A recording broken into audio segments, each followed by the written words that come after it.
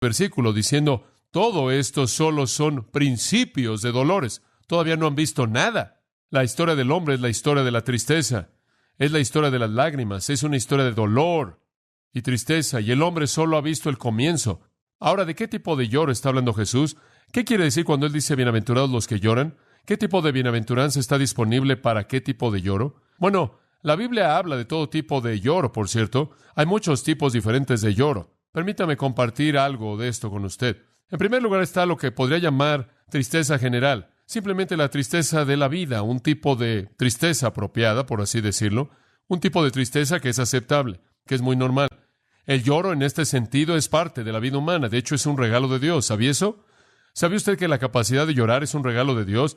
El dolor y la ansiedad que usted contiene sería veneno en su sistema emocional entero si no pudiera ser liberado en lágrimas, si no pudiera ser liberado en tristeza. Como puede ver, el llorar y la tristeza es como el liberar una válvula de presión que saca todo de su sistema para que no contamine su vida emocional. Es un regalo de Dios, libera el dolor, permite que se lleve a cabo un proceso de curación.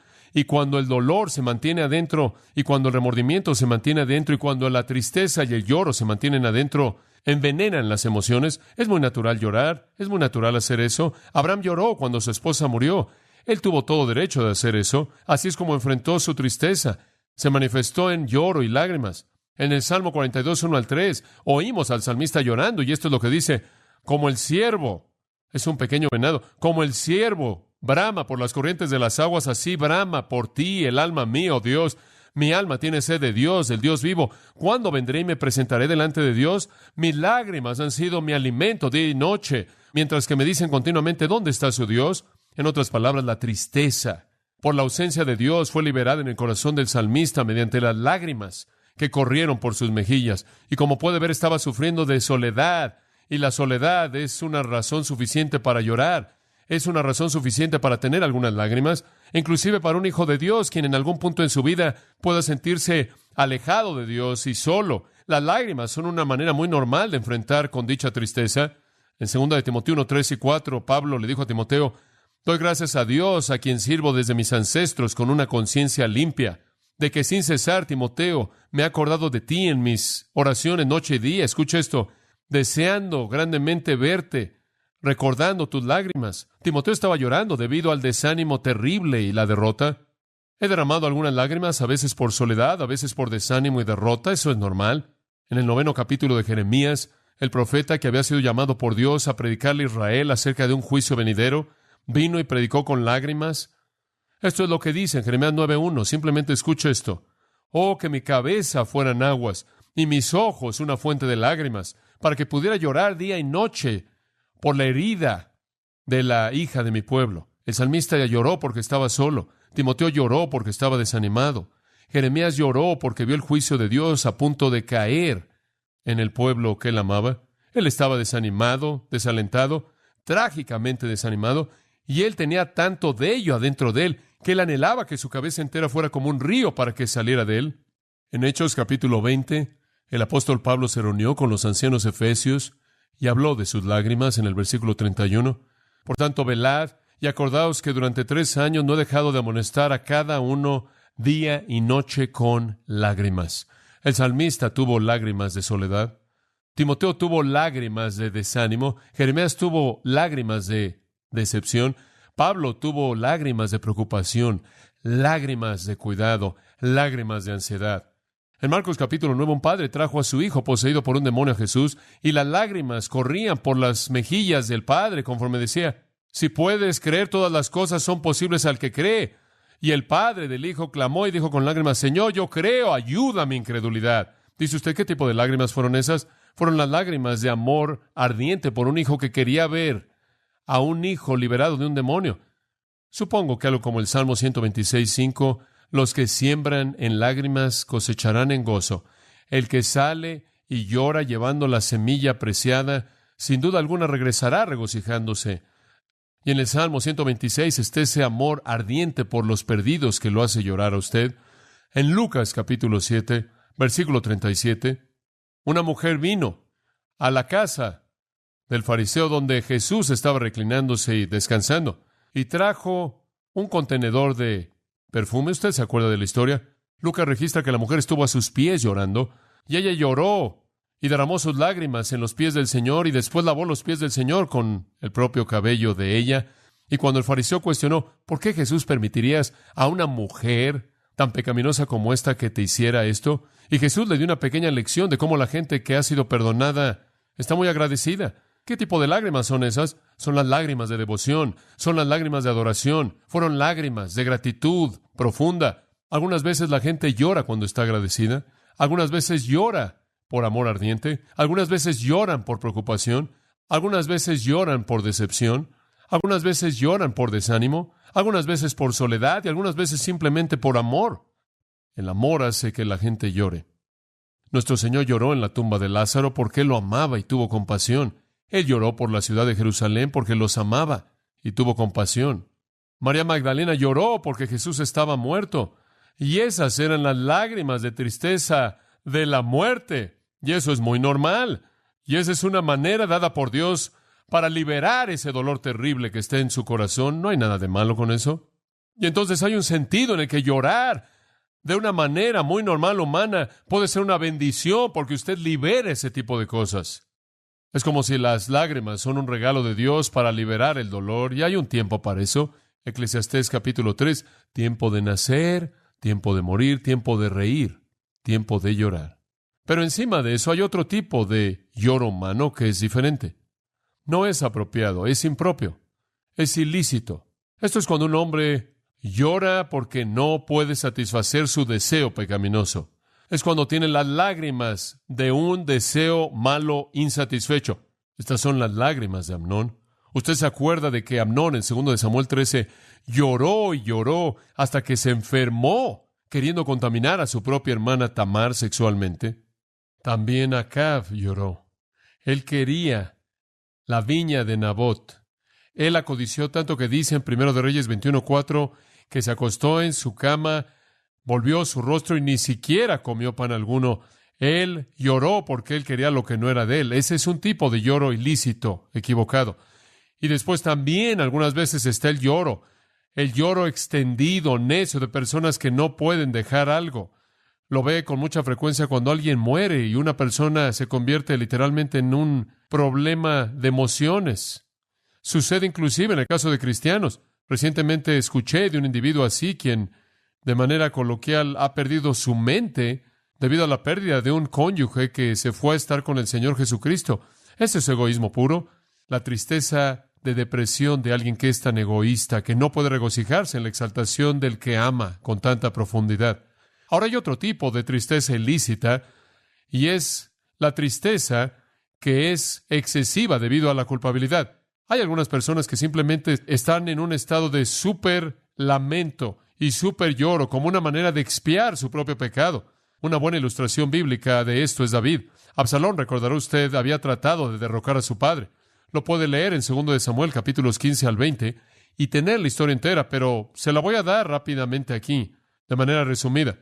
Absalón trató de derrocar a su padre. Absalón era orgulloso, él era egoísta, le gustaba de manera particular su cabello, y Absalón tramó derrocar a David, y él tramó derrocarlo, y él expulsó a David de la ciudad, expulsó a su propio padre de Jerusalén.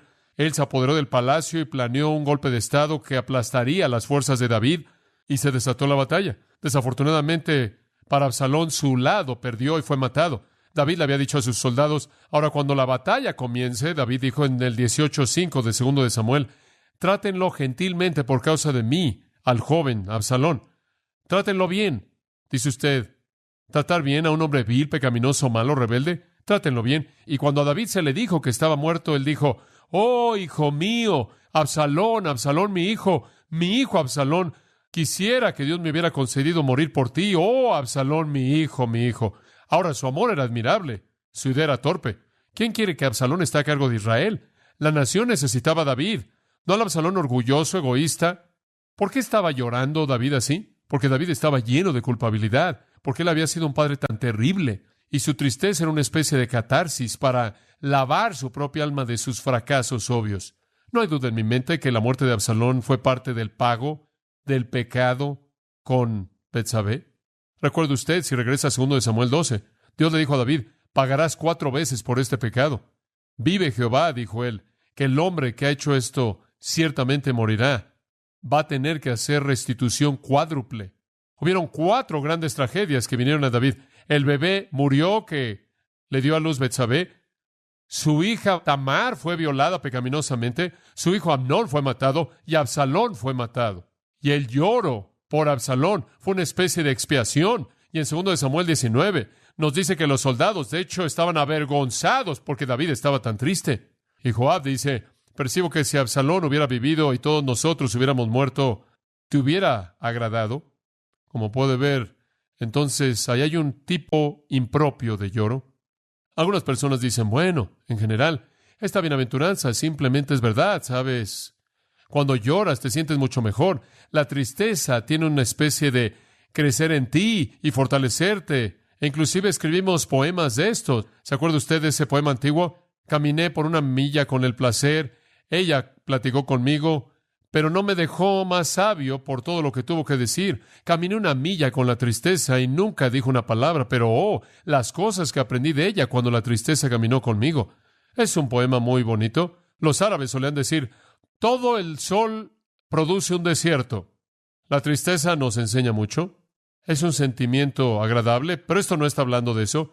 No está hablando de la tristeza del mundo, sea lícito o ilícito, en absoluto. Está hablando de una tristeza piadosa que es muy diferente. Quiero que vaya a 2 Corintios 7 y vea la diferencia. En 2 Corintios capítulo 7 y versículo 10, el apóstol Pablo nos ayuda a entenderlo. Él dice esto, porque la tristeza según Dios, ahora no es la tristeza del mundo, la tristeza que según Dios produce arrepentimiento para salvación, de lo cual no hay de qué arrepentirse, pero la tristeza que según del mundo produce muerte. Escuche, usted puede llorar hasta que se le caigan los ojos por sus problemas, y puede llorar todo lo que quiera por la soledad, y por el desánimo, y por la decepción, y por amor ardiente, y puede llorar lo que quiera por todas esas cosas, y puede llorar hasta que no pueda llorar más por sus deseos pecaminosos insatisfechos, y cuando termine, toda esa tristeza mundana no le va a producir vida. Solo hay un tipo de tristeza que trae vida, y esa es la tristeza piadosa que lo lleva ¿a qué?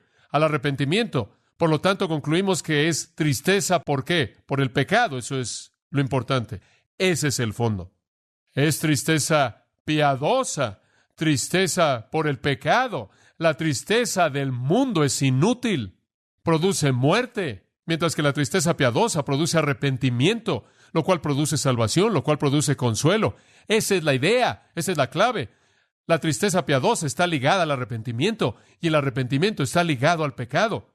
El punto, amados, regrese ahí, Mateo 5:4. El punto aquí es no estar triste porque usted está solo, no estar triste porque está desanimado o decepcionado, no porque tiene un amor ardiente o porque alguien murió, no es estar triste porque no tiene lo que quiere, no es estar triste porque se siente tan culpable, es estar triste porque usted es un pecador. Ese es el punto. Usted no está llorando aquí por las circunstancias humanas, está llorando por el pecado. ¿Se acuerda del versículo 3? En donde comenzaron las bienaventuranzas, bienaventurados los pobres en espíritu, porque de ellos es el reino de los cielos. ¿Qué significa ser pobre en espíritu? Le dije, es un sentido de estar en bancarrota espiritual. Es lo que dice en mi carne, no mora ¿qué? El bien, eso es lo que es. Y esa es la parte intelectual.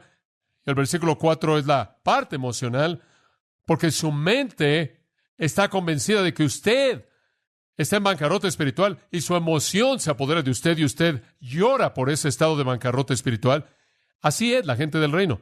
Pobre en espíritu es un reconocimiento de que no tenemos nada, de que no somos nada y que no podemos hacer nada. Y esto resulta en ser un mendigo que se acobarda y se encoge, que no tiene recursos ni capacidad de ayudarse a sí mismo. Y lo que él está diciendo, nuestro Señor está diciendo en el versículo 13 es, feliz es el hombre quien está privado de manera absoluta espiritualmente, quien no es nada más que un mendigo, quien tiene que rogar misericordia y gracia, porque ese tipo de hombre es el que entra al reino de Dios, el reino de los cielos. Entonces, ¿qué estamos diciendo? Escuche, la entrada a su reino comienza con un sentimiento abrumador de inutilidad, de pobreza espiritual comienza con un sentido de la bancarrota del alma. Ahí comienza. Mientras que usted vive en esta tierra, usted nunca entrará al reino de Dios a menos de que tenga un sentido de bancarrota espiritual. Y si usted es un hijo del reino, usted nunca perderá ese sentido. Pero en su carne continuamente no mora nada bueno. Mientras que vivamos, tenemos el mismo sentido de pobreza espiritual.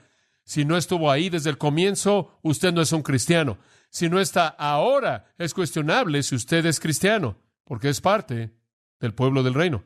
George MacDonald se refiere a este principio en su exposición del Sermón del Monte. Él dice esto: los pobres, los mendigos en espíritu, los hombres humildes de corazón, los no ambiciosos, los abnegados, los que nunca menosprecian a los hombres y nunca buscan sus alabanzas, los bajos que no buscan admirar nada en sí mismos, por lo tanto no pueden buscar el ser admirados de otros, los hombres que se entregan a sí mismos, estos son los hombres libres del reino. Estos son los ciudadanos de la Nueva Jerusalén, los hombres que están conscientes de su propia pobreza esencial, no los hombres que son pobres en amigos, o pobres en influencia, o pobres en requisitos, o pobres en dinero, sino aquellos que son pobres en espíritu, que se sienten a sí mismos criaturas pobres, que no conocen nada que los pueda agradar en sí mismos, y no desean nada para hacerlos pensar bien de sí mismos, que saben que necesitan mucho para que su vida valga la pena vivir, para que la existencia sea algo bueno, para que los haga aptos para vivir. Estos humildes son los pobres, a quienes el Señor llama bienaventurados. MacDonald dice, cuando un hombre dice, soy bajo e indigno, entonces la puerta del reino comienza a abrirse ante él. Dicha pobreza en espíritu, amados, en el versículo 3 llevará al lloro en el versículo 4. El verdadero lloro por el pecado. Solo el mendigo puede decir, ay de mí, que soy muerto. Solo el mendigo puede decir, apártate de mí porque soy pecador, oh Señor. Observe a David, después de su terrible pecado con Betsabé, después de que él se aseguró de que Urías, su marido, fuera asesinado, él no solo vio lo pobre que era, él no solo vio que era un hombre totalmente sin esperanza, que en su pecado su madre lo concibió en el Salmo 51, sino que lloró con tanta profundidad que llevó su alma a las peores profundidades de un estado miserable. Observe a Job. Job tenía todo. ¿Sabe qué tan rico era Job? Job era tan rico que en el 29:6 dice que él lavaba la entrada a su puerta con mantequilla. Eso es rico. También hace que su puerta sea bastante resbalosa. Job tenía todo, pero el hombre realmente nunca fue hecho un hombre hasta que llega hasta el capítulo 42, después de que Dios lo llevó al piso, hasta que él reconoció que no era nada. Y él dice, de oídas te había oído, pero ahora mis ojos te ven. Y su respuesta, me aborrezco y me arrepiento en polvo y cenizas. Cualquier persona que tiene un verdadero retrato de quién es en relación con Dios tiene esa misma reacción. Esa es la única manera de entrar al reino. Tiene que arrastrarse. La palabra lloran aquí en este versículo es la más fuerte de todas las palabras griegas. Se reserva para llorar por los muertos, el lamento apasionado por el amado profundamente y perdido. En la Septuaginta es usada de la tristeza de Jacob cuando él creyó que José, su hijo, estaba muerto. Génesis 37 es usada en los evangelios en Marcos, por ejemplo en el 16:10. Y ella fue, y esto claro, después de la muerte de Cristo, y le dijo a aquellos que habían estado con él conforme lloraban y se lamentaban. Es la misma palabra. Es la palabra más fuerte que usted usa cuando alguien está llorando por la muerte de alguien que era grandemente amado. La encuentra en Apocalipsis 18, conforme el sistema maligno llora por la muerte de su comercio, en la destrucción de la Gran Babilonia en el tiempo de la tribulación. Ahora, permítame decir algo más acerca de este concepto, de esta palabra en sí misma. La palabra expresa la idea de una agonía interna, no solo un lloro externo. Hay otra palabra griega que solo tiene que ver con gritar, un lamento. Este es un dolor profundo interno. La vemos con David. Si usted regresa al Salmo 32, permítame tan solo leerle unos cuantos versículos. Salmo 32:3. Cuando guardé silencio, mis huesos se envejecían mediante mi gemir todo el día. Y usted sabe, cuando David no confesó su pecado a Dios, simplemente lo despedazó, simplemente lo comió desde adentro. Día y noche tu mano estuvo sobre mí. Mi humedad o mis jugos vitales, la sangre, los jugos linfáticos y todas esas cosas, la saliva y todo lo demás en el cuerpo se volvió en sequedad de verano. Dice, su persona entera fue simplemente aplastada. Y después él dice, reconocí mi pecado, mi iniquidad, no te escondí. Dije, confesaré mis transgresiones al Señor, y tú perdonaste la iniquidad de mi pecado. En el Salmo 51, reflexionando en el mismo pecado con Betsabé, él dijo, ten misericordia de mí, oh Dios, según tu misericordia, según la multitud de tus misericordias, borra mis transgresiones, lávame de mi iniquidad, límpiame de mi pecado, porque yo reconozco mis transgresiones y mi pecado está siempre delante de mí. No lo puedo quitar de mi vista, no lo puedo sacar de mi mente. Versículo 10, crea en mí, oh Dios, un corazón limpio, renueva un espíritu recto dentro de mí. No me eches de tu presencia y no quites tu Espíritu Santo de mí. Restáurame el gozo de tu salvación y tu Espíritu bueno me sustente. Escuche, cuando él lloró su pecado y confesó su pecado, él fue limpiado. Esa fue una actitud totalmente diferente. ¿Y sabe lo que él dijo en el Salmo 32? Cuando lo sacó todo, él dijo, bienaventurado, feliz es el hombre que llora, porque feliz es aquel cuya transgresión ha sido perdonada, cuyo pecado es cubierto. Feliz es el hombre a quien el Señor no acusa de iniquidad. ¿Sabe por qué los que lloran están felices? Porque los que lloran por el pecado son los únicos que, ¿qué? Son perdonados. El resto del mundo tiene que vivir con esa culpabilidad de manera interminable, sin alivio. Amados, permítanme decir esto. La felicidad no viene en el lloro, viene en lo que Dios hace en respuesta al lloro. Así como usted trate como cristiano de mantener en su vida el pecado y lo acumula y simplemente va a ver cómo lo arruina. Usted lo confiesa y ve la libertad y el gozo que viene en el perdón. Escuche, David había experimentado las lágrimas de la soledad. David había experimentado las lágrimas del rechazo. Él había experimentado las lágrimas de la frustración, las lágrimas del desánimo y la decepción. Él había experimentado las lágrimas de la derrota. Él inclusive había experimentado las lágrimas ilícitas de su propia culpabilidad cuando él trató de expiar por su propio pecado. Pero nada jamás rompió el corazón de David y lo llevó a lágrimas como su propio pecado. Y después Dios lo consoló y le dijo, feliz es el hombre cuya transgresión es perdonada. Felices son los tristes. ¿Sabe lo que el mundo dice? Olvídate de tus problemas y sonríe, sonríe, sonríe. Y la Biblia dice, llora, llora, llora. Observe Santiago capítulo 4. No hay suficiente de esto. En nuestras vidas no hay suficiente. Santiago 4:8 dice esto, y quiero que lo escuche. Acercaos a Dios, y Él se acercará a vosotros. Pecadores, limpiad las manos, y vosotros los de doble ánimo, purificad vuestros corazones. Ahora escucha el versículo 9. Afligíos y lamentad y llorad. Vuestra risa se convierte en lloro y vuestro gozo en tristeza.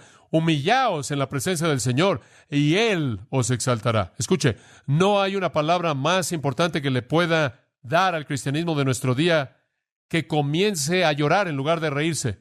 Entristece mi corazón el ver la frivolidad y la necedad y la torpeza que se lleva a cabo en el nombre del cristianismo. Tengo una palabra para esas personas. Mi palabra para esas personas es esta. Afligíos y lamentad y llorad. Que su risa se convierta en lloro y su gozo en tristeza. Escuche, nadie jamás entró al reino de Dios quien no lloró por su propia pecaminosidad. Y usted no puede verificarme que usted es un cristiano verdadero o a nadie más, a menos de que a lo largo de su vida haya el mismo sentido de tristeza por el pecado en su propia vida. Ahora, no me importa estar feliz porque estoy perdonado, pero no puedo disfrutar esa felicidad hasta que haya enfrentado mi pecado. Un hijo de Dios es alguien quien está quebrantado constantemente por la pecaminosidad. ¿Sabe una cosa? Es difícil para mí estar contento como antes. Realmente lo es. Solía estar mucho más feliz antes que ahora. Sé demasiado como para estar feliz. Ezequiel dijo esto, Ezequiel 21. Una espada ha sido afilada. ¿Debemos entonces hacer mirra? Él dijo, debemos estar riendo y bromeando. Una espada ha sido afilada y está desenvainada. En otras palabras, Dios está listo para implementar un juicio eterno. ¿De qué nos estamos riendo? ¿No es una broma? En Isaías 22:12 vemos una palabra adicional que habla de lo mismo. Y en ese día Jehová, Dios de los ejércitos, llamó a lloro y a lamento y a vestirnos de cilicio. Él estaba presentando un retrato de juicio que estaba por venir en Jerusalén. Él dice, deberían estar llorando. Y versículo 13, aquí, ¿qué es lo que él vio? Gozo y felicidad, matando bueyes, matando ovejas. En otras palabras, tuvieron una gran fiesta, un festín, estaban tomando vino. Comamos y bebamos porque mañana moriremos. Y fue revelado en mis oídos por Jehová de los ejércitos. Ciertamente esta iniquidad no será limpiada de ustedes hasta que mueran. ¿Por qué? Porque mientras que usted esté riéndose acerca de esto, nunca conocerá su limpieza. ¿Se da cuenta? ¿Se ríe cuando usted ve algo malo? ¿Se ríe cuando la maldad es presentada en su televisión? ¿Se ríe cuando usted oye algo acerca de alguien haciendo algo malo? ¿Se ríe de bromas que hablan de impiedad? ¿Acaso son cosas dignas de reírse? Proverbios 21:14 dice, algunos se deleitan en la perversidad de la maldad. Segunda de Tesalonicenses 2:12 usa la pequeña frase, se regocijan en la iniquidad. ¿Usted hace eso? ¿Sabe una cosa? Realmente creo que la iglesia en la actualidad tiene un sentido defectuoso del pecado, tiene una doctrina defectuosa del pecado. Pensamos, tantas personas creen que la vida cristiana es una broma, que la iglesia es algo de lo que usted se burla, que usted se ríe de ello. Y hay personas que se han presentado a sí mismas como críticos de la iglesia, quienes hacen una sátira de la iglesia como si fuera una broma, como si fuera algo de lo que hay que reírse. Pasan todo el tiempo pensando en maneras chistosas de comentar acerca del cristianismo. Nos vestimos de nuestra frivolidad cristiana. No estoy en contra de divertirme, usted sabe eso. Creo que el Antiguo Testamento es muy claro cuando dice, un corazón alegre hace bien como una medicina. Pero ¿sabe una cosa? Estamos tan desequilibrados que hemos perdido todo sentido de esto, ¿no es cierto? La gente dice, este movimiento carismático es el avivamiento más grande que jamás he visto. Escuche, nunca he visto tanta frivolidad y torpeza en mi vida, y eso está muy lejos de llorar. La convicción del pecado debe preceder a la conversión y debe seguirla. Ese es el camino a la bienaventuranza. Y me sorprende que algunos cristianos pasan su vida entera tratando de encontrar felicidad y buscan alguna consejería y lo leen en algún libro, el secreto cristiano de una vida feliz, y realmente tratan de encontrar todo esto, y lo que realmente necesitan hacer es llorar, porque ese es el camino a la felicidad. Ahora, cuando usted está en bancarrota espiritual, y cuando usted es un pecador, usted puede responder de varias maneras. En primer lugar, puede negarlo, como los fariseos, y simplemente vivir con una vida de fachada, y vivir una vida de engaño, y hacer que todo el mundo crea que realmente usted es perfecto. O, cuando usted enfrenta su bancarrota espiritual, puede admitirlo y después trata de cambiarse a sí mismo diciendo, hombre, voy a cambiar por mí mismo, voy a ser una mejor persona,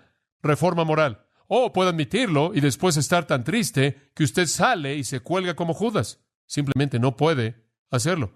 Usted es un pecador, lo sabe y no puede enfrentarlo. Un joven en nuestra iglesia ha estado aquí desde que yo llegué aquí. Hace 2 días atrás, ayer, tomó una pistola y se mató. Se encontró su cuerpo. Él sabía que era un pecador, claro. No pudo enfrentarlo. Su desánimo fue tan profundo que se quitó la vida. Entonces puede negarlo, puede vivir con una vida de farsa, puede admitirlo y tratar de cambiarlo por sí mismo, y puede admitirlo y hundirse en el desánimo, o puede admitirlo y volverse a Dios para encontrar gracia y misericordia. Y la última alternativa es la correcta. ¿Qué hizo el hijo pródigo cuando estaba ahí comiendo con los cerdos? Negó sus circunstancias. Yo estoy bien, esto realmente no está mal, voy a salir adelante. O lo admitió y dijo, bueno, voy a trabajar duro y apoderarme de la granja. Voy a mostrarles que puedo trabajar. O lo admitió y el desánimo simplemente lo ahogó. No, él hizo lo correcto. Él lo admitió y después regresó al Padre, en donde la fuente de gracia y misericordia se encontraba. Él lloró. La salvación viene por arrepentimiento, viene por llorar y Dios lo demanda. Realmente creo que hay muchas personas en este mundo que creen que son cristianas, pero no vinieron a Cristo con un espíritu de bancarrota, llorando por su pecado, y esa es la única manera en la que usted entra. Y si no es verdad en su vida en este momento, cuestiono si jamás llegó a ser salvo. Y sabe una cosa, es sorprendente cuando alguien le dice a alguien en círculos cristianos, en la mayoría de los casos, ¿eres cristiano? Van a decir, sí. Bueno, ¿cómo sabes? Y la mayoría de las veces van a decir, bueno, me acuerdo cuando pasé al frente, o me acuerdo cuando, en otras palabras, la base entera de la certeza de que son cristianos se basa en el pasado. No, el Nuevo Testamento nunca habla de eso.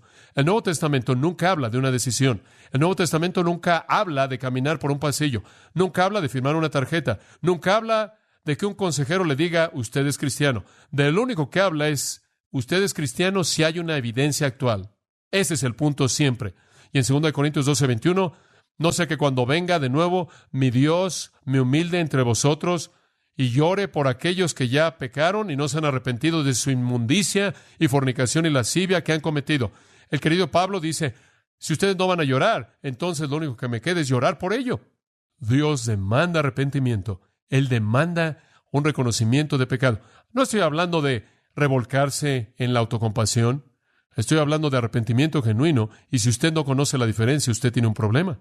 Por cierto, en 2 Corintios 2:7, dice que no debemos dejar que alguien se ahogue en la tristeza. Hay demasiado de esto. Y también tiende algunas veces a llevar un sentido de superioridad espiritual. Yo soy más santo que tú. ¿Sabe una cosa? Como la niña pequeña que vio a la persona con la cara triste y dijo, debe ser un cristiano muy espiritual.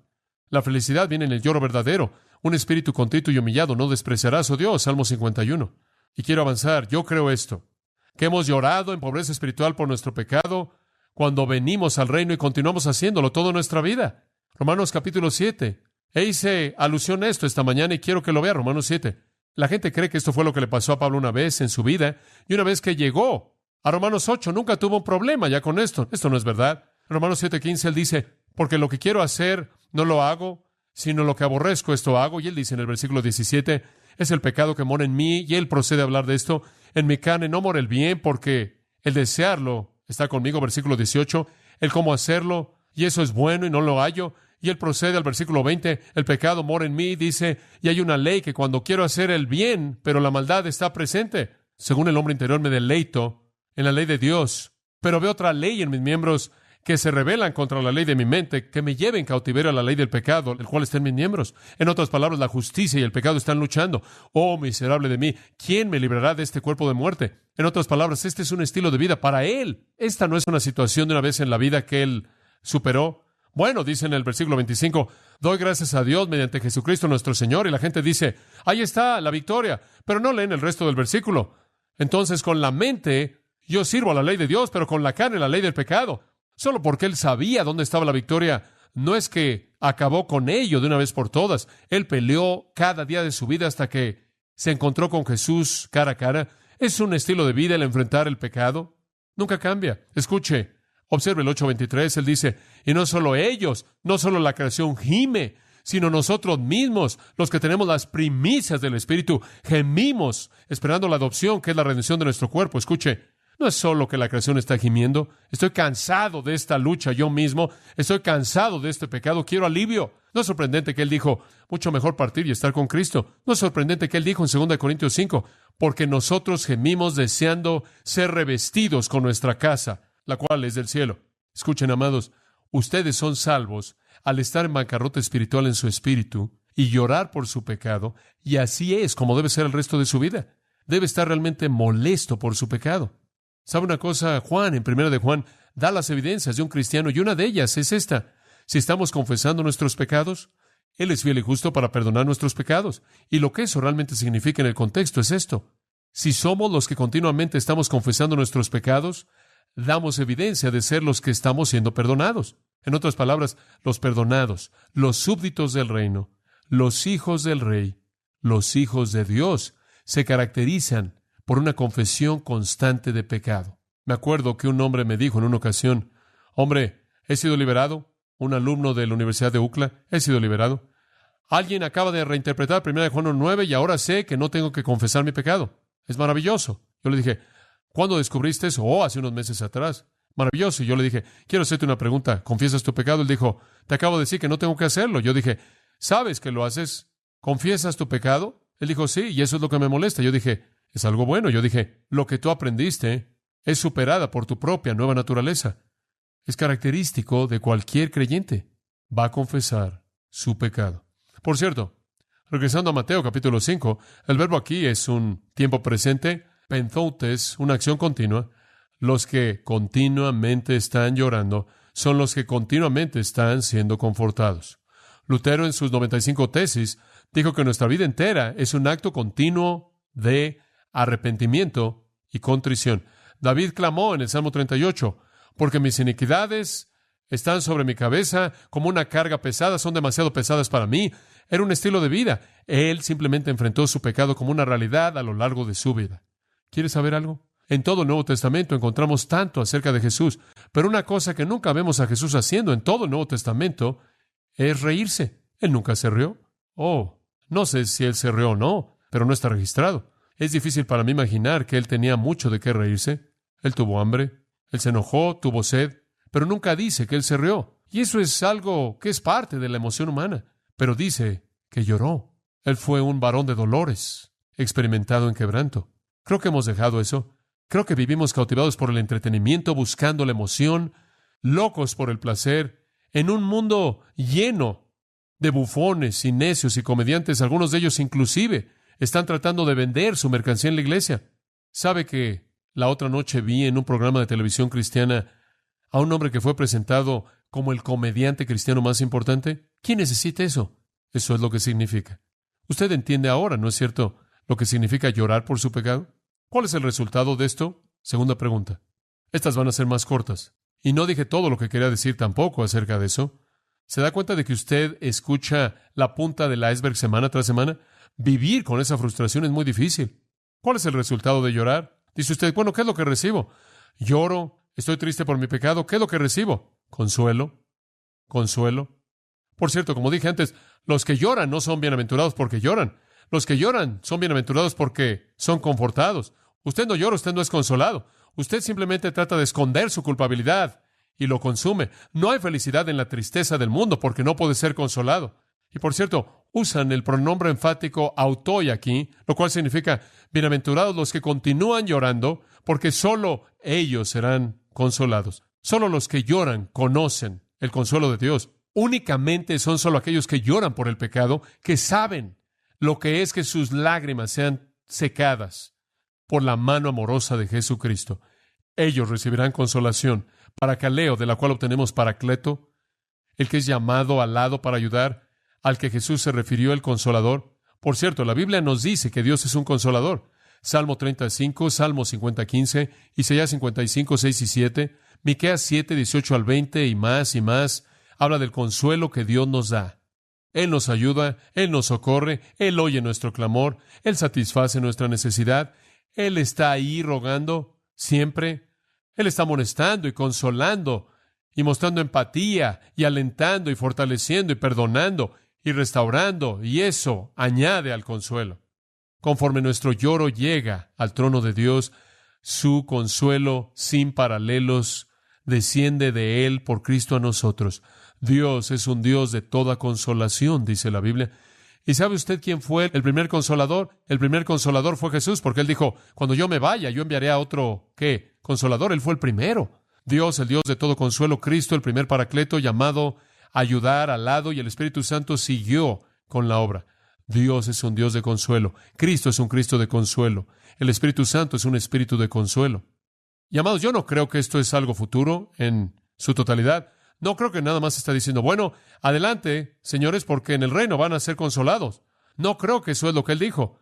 Cuando yo pienso en la conexión aquí, y usted puede hacer algo de estudio en el versículo en sí mismo, a detalle en el griego, la implicación aquí es que el consuelo va de la mano con el lloro. Conforme usted continúa llorando, usted continuará siendo consolado. Es el concepto de la hora. Hay un aspecto final. Claro, ese aspecto final, cuando todos vayamos al reino eterno, en Apocalipsis 21:4, dice, y Dios quitará, ¿qué? Toda lágrima de sus ojos. No habrá más tristeza, no más lloro, ni habrá más dolor, porque las cosas pasadas han pasado. Pero eso es futuro. Pero hay un tiempo presente. El Espíritu es el consolador. Cuando Cristo estuvo en la tierra, Él fue el consolador. Por cierto, la palabra de Dios es un consolador. ¿Sabía eso? La Biblia es un consolador. Dice eso en Romanos 15:4. Porque las cosas que se escribieron antes para nuestra enseñanza se escribieron a fin de que por la paciencia, y escuche esta frase, a fin de que por la paciencia y la consolación de las Escrituras. ¿Por qué fue escrita? Para consolarnos. Porque nos habla del amor de Dios, y nos habla de su perdón, y nos habla de su ayuda, y nos habla de su aliento en su presencia y todas esas cosas. Entonces diríamos que está la obra subjetiva del Espíritu Santo que nos consuela, y las Escrituras nos consuelan. Y le voy a decir algo más, nos consolamos unos a otros, ¿no es cierto? Me encanta oír al apóstol Pablo cuando dice, fui consolado en la venida de tal y tal. Conforme enfrentamos nuestro pecado, Dios nos consuela por la obra interna del Espíritu, por la obra de la palabra, por el ministerio de otros creyentes. Y cuando somos consolados, entonces estamos felices. La felicidad le viene a personas tristes, no porque están tristes, sino porque su tristeza lleva al consuelo. Me encanta lo que Jesús dijo en Mateo 11:28. Venid a mí todos los que estáis trabajados y cargados, y yo os daré descanso. ¿Sabe una cosa? Usted no va a venir buscando descanso a menos de que usted tenga una carga, ¿verdad? A menos de que usted esté cargado, a menos de que sienta su pecado, a menos de que esté doblando su espalda y llevándolo al suelo. Y entonces llega usted y encuentra reposo. Él quita su carga pesada y le da su yugo, el cual es fácil de llevar, y su carga que es ligera. Escuche, llevar en mis hombros los estándares de Dios y los mandatos de Cristo es una carga fácil comparada con llevar la carga de mi pecaminosidad. Consuelo. Consuelo porque mientras que lloremos, mientras que confesemos nuestro pecado, amados, se reduce eso. Escucha ahora, conforme usted confiesa su pecado día tras día, delante del Señor. Él le da a usted consuelo, Él le da a usted consuelo, y en ese consuelo viene la felicidad, y entonces usted puede reír, y se puede sonreír, y entonces puede regocijarse. Dice usted, bueno, ahora sé lo que es llorar por el pecado. Conozco el resultado, seré consolado, y en el consuelo viene felicidad. Permítame hacerle una tercera pregunta. ¿Cómo puedo volverme alguien que llora? ¿Cómo puede usted volverse en alguien que llora? Ahora estas son nuestras últimas dos preguntas, y quiero que piense en ellas. ¿Cómo puede usted volverse alguien que llora? En primer lugar, elimine los estorbos. Elimine los estorbos. Dice usted, John, ¿qué quieres decir? Digo, la mayoría de nosotros tenemos estorbos para realmente reconocer el pecado. Dice usted, bueno, estas son las cosas que hacen que nuestro corazón se endurezca. Estas son las cosas que nos hacen insensibles. Estas son las cosas que nos hacen resistir al Espíritu. Un corazón de piedra simplemente no llora. Está ausente de gracia. La herramienta de Dios no puede romperlo. Simplemente atesora ira para el día de la ira. Deshágase de los estorbos. Tiene que deshacerse de la parte de piedra. Dice usted, bueno, ¿cuáles son esas cosas que hacen que el corazón se endurezca? Permítame darle una lista rápidamente. Aquí están los estorbos para el lloro. Estas son las cosas que hacen que el corazón se endurezca. Uno, el amor al pecado. Escuche, si usted ama su pecado, usted va a congelar su corazón para llevarlo a la impenitencia. Usted va a petrificar su corazón si ama el pecado. En segundo lugar, el desánimo. El desánimo. ¿Sabe lo que el desánimo dice? Dios no puede perdonar esto. Subestima el poder de Dios, minimiza la sangre de Cristo, denigra la gracia de Dios. Es denigrar a Dios de la realidad de quién es Él. Jeremías 18:12. Dijeron, no hay esperanza, entonces haremos lo que nosotros queremos y todos haremos lo que quiere nuestro corazón. En otras palabras, de cualquier manera Dios no puede hacer nada con nosotros. Estamos más allá de la esperanza, entonces disfrutemos. Este es el lenguaje del desánimo, y el desánimo esconde la misericordia detrás de la ignorancia. Esconde la gracia detrás de la duda. Escuche, no me importa qué tan malo sea. No me importa qué tan malo sea usted. La gracia de Dios es capaz de alcanzarlo usted, de cambiarlo. Uno de los estorbos para el lloro es el amor al pecado. El otro es el desánimo, que quiere esconder la misericordia de Dios detrás de la nube de la muerte. En tercer lugar, el orgullo. Otro estorbo para el lloro es el orgullo. Y eso dice, bueno, no estoy tan mal. No me conoces y crees que debo estar triste. Estoy bien. De hecho, soy bastante bueno. Este es un doctor necio tratando una enfermedad mortal como si fuera una gripa. Escuche, si Jesucristo tuvo que derramar su sangre y morir en una cruz por su pecado, usted es malo. Usted realmente es malo. Y yo también. Y por cierto, si usted cree que no es malo, está peor que el resto de la gente, porque ese es el peor pecado de todos. Entonces el amor al pecado, desánimo y orgullo son estorbos. Y también la presunción, número 4. ¿Sabe lo que es la presunción? Eso es gracia barata. Bueno, tú sabes. Yo en una ocasión dije que quería a Jesús en mi corazón y caminé por el pasillo y me bauticé. ¿De qué me tengo que preocupar? Simplemente voy a seguir haciendo lo que yo quiero y voy a estar bien. No necesito confesar mi pecado. Me molesto por esto, como el hombre del que le conté esta mañana, que dijo el otro día, no tienen que cambiar nada en tu vida, simplemente recibe a Jesús y vas a estar bien, Él lo va a limpiar. Isaías 55:7 dice, deje, Él limpió su camino y vuelvas a Jehová, y Él tendrá de él misericordia, y al Dios nuestro que será amplio en perdonar. Y si el impío no deja su camino, hay razón para creer que no ha recibido perdón. Usted nunca presuma. No hay algo así como la gracia barata. No hay licencia. Entonces el amor al pecado, el desánimo, orgullo, presunción. Número 5. Otra cosa que estorba el ser alguien que llora es la espera negligente. Bueno, voy a llegar a hacer eso. Uno de estos días voy a ver mi pecado y realmente voy a corregirme. ¿Quieres saber algo? Podrá ser muy tarde. Santiago 4:14 dice, ¿no sabéis que vuestra vida es como neblina que aparece por un poco de tiempo y luego se desvanece? Y antes de que comience a hablar de mañana, más vale que reconozca que no habrá un mañana. No sea un necio, escuche. Entre más pronto se enfrente la enfermedad, más pronto el consuelo viene y con ello la bienaventuranza. Y si usted nunca lo enfrenta, usted pasará una eternidad sin Dios.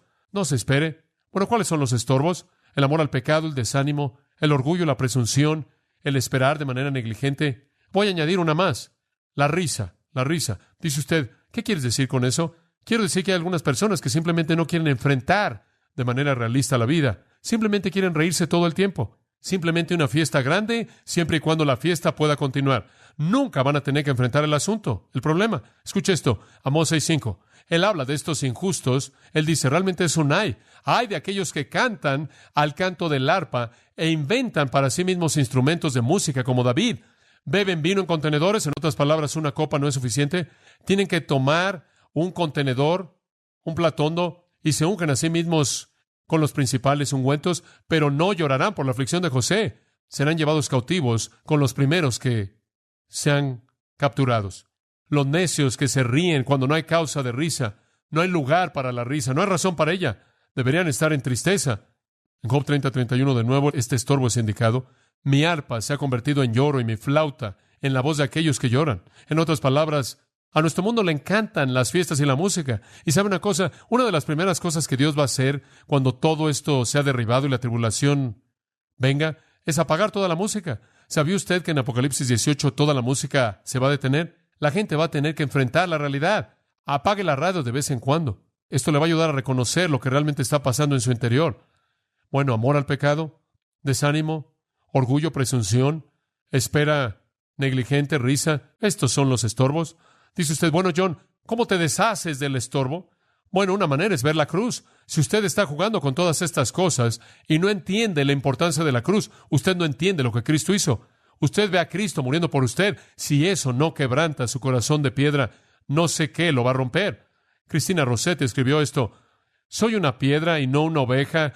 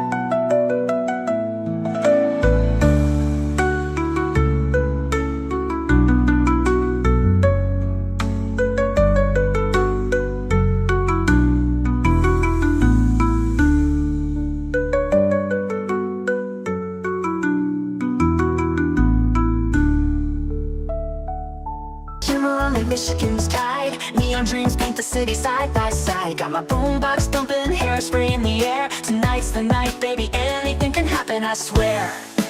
He's got eyes like fire, a smile like a summer day. And when he looks at me that way, my heart just starts to sway. He's across the room, but I know what he's thinking. Underneath this disco ball, our hearts are gonna be linking. When he's sitting nice, hearts beating like a drum. Got that magic feeling, something beautiful's begun. He's holding out his hand under the neon glow. Tonight we're gonna rewrite the stars, baby, don't you know? We're cruising down Lakeshore Drive, radio blasting our song. He's holding my hand tight, knows how to treat a girl right all night long. We're young, we're wild, got the whole world at our feet. This feeling's electric, baby, can't you feel the heat? He leans in close, whispers secrets in my ear. The city fades away, all I hear is him right here. Fireworks in my soul, this moment's meant to be. Underneath the Chicago moon, he's everything to me. He's got eyes like fire, a smile like a summer day. And when he looks at me that way, my heart just starts to sway. He's across the room, but I know what he's thinking. Underneath this disco ball, our hearts are gonna be linking. When he's sitting nice, hearts beating like a drum. Got that magic feeling, something beautiful's begun. He's holding out his hand under the neon glow. Tonight we're gonna rewrite the stars, baby, don't you know?